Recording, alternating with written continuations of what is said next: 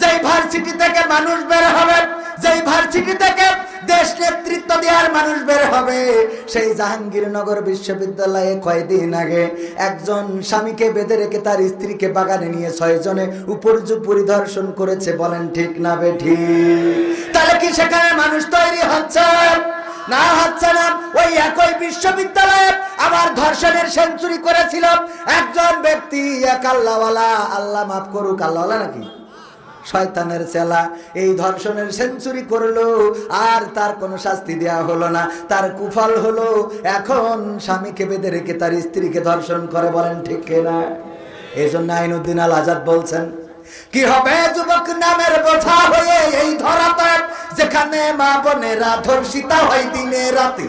যৌবনের সার্থকতা ঘুষিবে সকল ব্যথা, যৌবনের সার্থকতা ঘুষিবে সকল ব্যথা।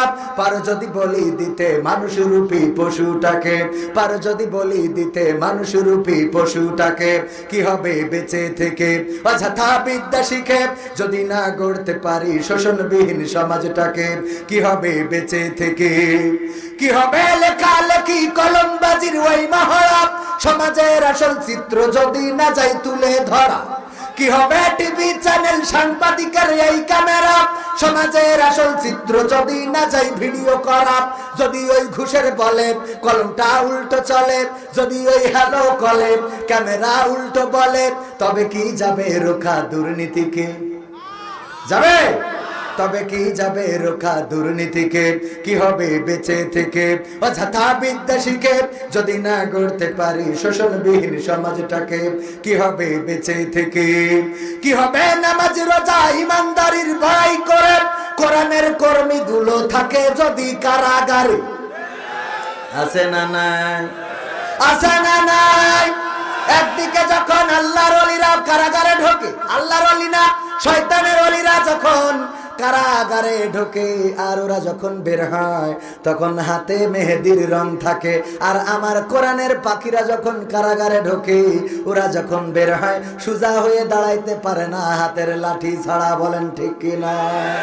এমন আছে না নাই? আছে মানে কি চোখের সামনে পড়ে না? পড়ে না। আমার কথা হলো, পরিমণি যদি জেলখানায় যাওয়ার পরে হাতে মেহেদির রং দিতে পারে, তাইলে মামুনুল হক জেলখানায় যাওয়ার পরে কেন তার হাতে সাপোর্টিং লাঠি উঠবে? তাহলে কি জেলখানায় শাস্তি 2 রকম নাকি? কথা কয় না? 2 রকম? ও 2 রকম। ওদের জন্য এক রকম আর আমাদের জন্য আর এক রকম। হ্যাঁ, এটা কি করা যাবে? না যাবে না। আইন সবার জন্য সমান। বিএনপি করে বলে ওর ধরবেন না তা হবে না, কাঠি খুলে দিতে হবে। খালি শুধু দাড়িওয়ালার কেন ধরবেন? বিএনপির লোকেরও ধরেন। আবার যদি অপরাধী আওয়ামী লীগের মধ্যেও হয়, ধরার কোনো দরকার নাই। বলেন ঠিক কিনা? কয় ঠিক? কে ঠিক? অপরাধী শেখ হাসিনা কি অপরাধী চাই? কথা কয় না। মাননীয় প্রধানমন্ত্রী দুর্নীতিবাজ চায় না, মাননীয় প্রধানমন্ত্রী অন্যায় চায় না, ধর্ষণ চায় না, জেনা চায় না, ব্যভিচার চায় না। মডেল মসজিদ করে দিলেন, মডেল মসজিদ করে প্রমাণ করে দিয়েছেন প্রধানমন্ত্রী ধর্মের পক্ষের না বিপক্ষের? ধর্মের পক্ষের লোক। সুতরাং যারা দুর্নীতি করে, অন্যায় করে, অনাচার করে, পাপাচার করে, কদাচার করে, ওদের দেখাই দেখাই ধরাই দেবেন, বলবেন এই নাও ধরে নিয়ে যাও। বোঝা গেছে? কারণ অন্যায়কারী সরকারও সাপোর্ট দিবে, আর আমরা হলো অন্যায় যারা করে তাদের দেখাই দিই। আমরা দেখাই দিই, কিন্তু আমাদের শত্রু মনে করে। কথা কয় না? শত্রু মনে করে না? মনে করে আমরা মনে হয় হ্যাঁ শত্রু। আমি কই কি কিছুক্ষণ আসার পরে আমি এসে প্রথমে যার সাথে হ্যান্ডশেক করেছি তিনি হলেন প্রশাসনের লোক, পুলিশ ভাইরা। প্রোগ্রামের সুন্দর অ্যারেঞ্জমেন্টের ব্যবস্থা করে দিয়েছেন না? করে দিয়েছেন। আমার ভাইজানেরা নিরাপত্তায় আছেন। আমি আসার পরে সালাম দিয়ে হ্যান্ডশেক করলো।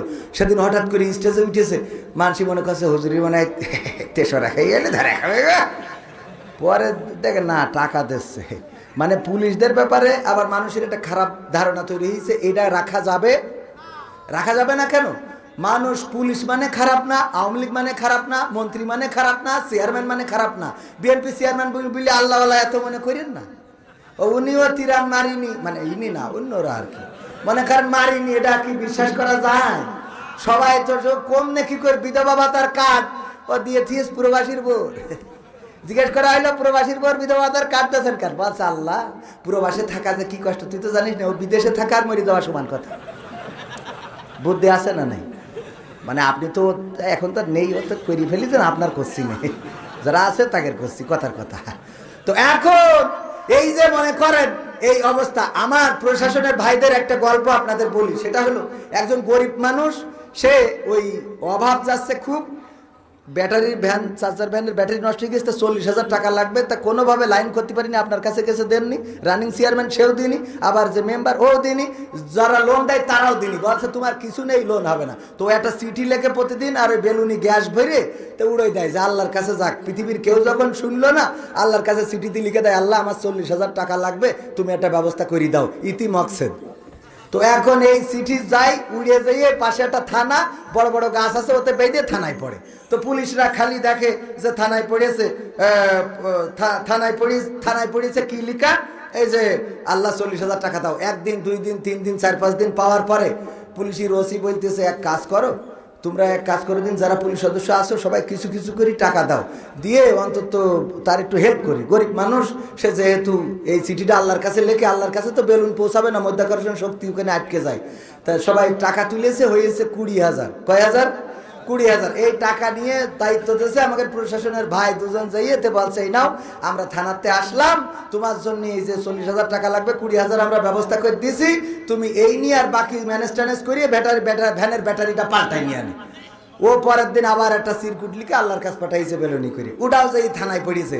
থানার ওসি খুলে দেখে বেকায়দা অবস্থা, লিখে দিয়েছে, আল্লাহ তোমার কাছে 40,000 টাকা চাইলাম, তুমি দিবা ভালো কথা, কিন্তু পুলিশ দিয়ে পাঠাইলে কেন? ওরা তো 20,000 সাইডে খাইয়েছে। বলে তাহলে সহ্য না করে পারা যায়? সহ্য না করে পারা যায়? তো এই হলো অবস্থা। সম্মানিত ভাইয়েরা, কি সিরকুট দিয়েছে আবার?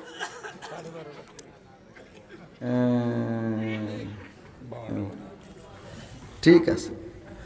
তো এখন কথা কোন দিকে বলবো? একদিক বললে আর একদিকে চলে যায়, আর একদিক বললে আর একদিকে চলে যায়। কিছু কথা না বললেও তো হয়, কিছু কথা বলার দরকার আছে না নাই? কথা না বলার কারণেই তো আজকে বেকায়দা অবস্থা। আমরা না বলতে বলতে, চুপ থাকতে থাকতে আমাদের মাথার মধ্যে বুলডোজার চলে যাচ্ছে, যাচ্ছে না? যাচ্ছে না? এখন মুসলমানরা এত অলস হয়ে গেছে, কথা না বলার কারণে যা ইচ্ছা তাই করছে। যা ইচ্ছা তাই বাংলার জমিনে করা যাবে না। এটা ওলিয়া উলিয়াদের জমিন, এটা বখতিয়ারের জমিন, শাহজালালের জমিন, শাহ মাকদুমের জমিন। সুতরাং এই জমিনে যা ইচ্ছা তাই করতে পারবে না। বলেন ঠিক কিনা? সেই মুসলমান কি আছে? নাকি মুসলমান এতটাই অলস হয়েছে, স্যার বলছে এই ক্লাসে অলস কিরা একটু হাত উঁচু করো দিন, আমি তার একটু পুরস্কার দেবো। তাই এই পুরস্কারের লোভে একজন একজন করে সবাই হাত তুলেছে, একজন খালি হাত তোলে নাই। তা বলছে যাক, তাও তো একজন পাইলাম যে অন্তত অলস না। তা বলছে না স্যার, অন্য ঘটনা। কয় কি ঘটনা? কয় আমিও হাত তুলিনি, ও তোলে কিনা। তার মানে বোঝা গেছে, তার মানে ওইটা কি বলছে, ও তোলে কিনা, মানে ওরও পুরস্কার নেওয়ারও দরকার নেই, এই জন্য ও হাত তোলে নাই। তো আমাদের অবস্থা হয়ে গেছে এরকম। এই অবস্থার মধ্যে থাকা যাবে? যেখানে অন্যায় সেখানে শুধু প্রতিবাদ না, এখন থেকে প্রতিরোধ করার সময় এসেছে। বলেন ঠিক কিনা? এই যে আপনাদের মাহফিলে আসতে যে ওখানে দেখি ডিজে বাজাচ্ছে, গুম গুম করি, লাইটিং করি, প্যান্ডেল করি, আরে বাবা গুম গুমা গুম আওয়াজ, সে আওয়াজ, গান যে গাচ্ছে শিল্পীর কণ্ঠ নেই, খালি বাড়ি পড়তেছে। আমি মনে করলাম গাড়ির চাকা বাস্ট হয়ে যাবে, এত জোরে ধাক্কা লাগতেছে। এই যে ডিজে বাজানো, এই ডিজে বন্ধ করার দরকার আছে না নাই? আজকে মুসলমানদের বিয়ে হয়, হিন্দুদের বিয়েতে বাঁশি কাশি এগুলো বাজাবে, ঠিক আছে, কিন্তু এরা ওইটা ডাইরেক্ট না বাজায়, এখন কপি করে নিয়ে আসে এইখানে দুমদুমাক্কা বাড়ি, 3 তলা ছাদের পরে মিউজিক একটা লাগাই দিয়েছে, ঘুমাইনো যায় না। বলেন ঠিক কিনা? এই কাজগুলো হয় না? হয় না? এই কাজগুলো যারা করে, যে বাধা দিবেন যে এই গ্রামে তুমি যা ইচ্ছা তাই করতে পারো না, তুমি ডিজে বাজানো তোমার ইচ্ছা মতো, গাদ্দারি করে কোনো গ্রাম চলবে না। আর যদি না শোনে, আমার গ্রামে একজনে যাই বললাম যে ভাই তোরা ডিজে বাজাচ্ছিস, আমার তো কুপাকুপির জন্য তো আমি অন্য কাজ করতে পারছি না। তা বলছে তোমাকে তো অসুবিধা হয় কে জন্য? তা বলছে অসুবিধা হবে না, এই ঝামেলা করো। তা বলছে কি একটা বিশেষ দিন এই আয়োজন করেছি, তা তোমাকে এত জলে কিসের জন্য? আমি মনে করে রাখিস ঠিকই আছে, বিশেষ দিন যখন আমিও ধরে রাখিছি, ওদের বাড়িতে দিন লোক মরে যাবে, ওই দিন আমার টাকা দিয়ে ডিজে ভাড়া করে আনবো, মরে যাওয়ার দিন বাজাবো। কবর দে বাড়ি কুপান জোর, যাতে অন্তত ভালো ফেরেশতা একটাও না আসতে পারে। দরকার হলে তোর কবরেও একটা সাউন্ড বক্স লাগাই দেবো, ওখানে তোর বাজবে।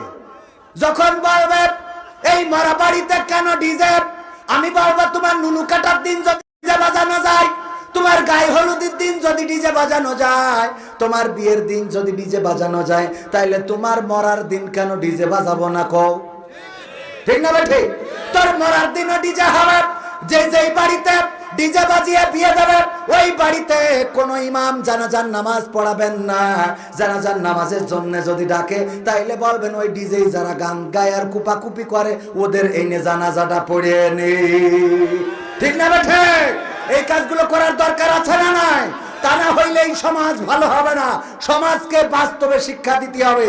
আমাদের হুজুররা তো হয়ে গেছে দুটো জিলেপি পাইলেই হয়। কি হুমায়ুন কবির ভাই, জিলেপি পাইলেই হয় যে এ কয় কি বিসমিল্লাহি ওয়া আলা মিল্লাতি রাসূলিল্লাহ। সারা জীবন রাসূলের দলে যারা চলি চোখের কাটি মেরেছে, ওর মরার সময় কয় বিসমিল্লাহি ওয়া আলা মিল্লাতি রাসূলিল্লাহ। ওই মরা